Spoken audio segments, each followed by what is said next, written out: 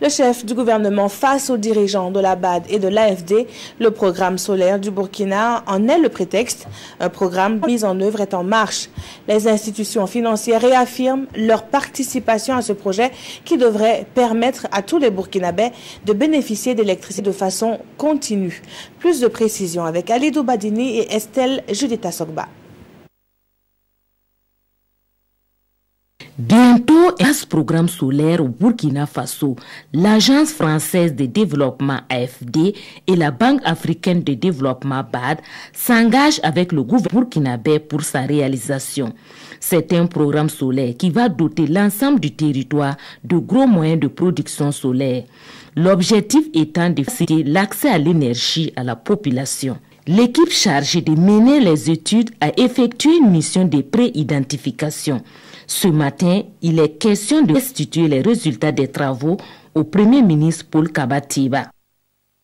Il y aura des centrales donc de différentes tailles réparties sur l'ensemble du territoire du Burkina Faso.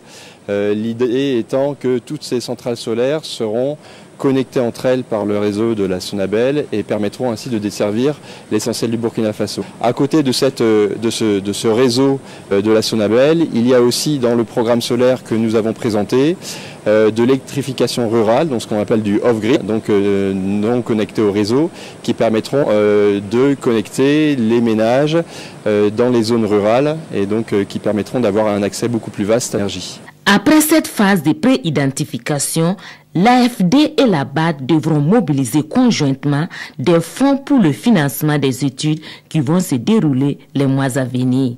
Des études qui permettront justement un petit peu de calibrer les besoins en investissement, les emplacements de ces investissements, puisqu'on parle de plusieurs centrales solaires, donc il faut savoir où les positionner et de voir à quel rythme ces investissements vont être réalisés. Les résultats de ces études sont attendus au début de l'année 2018.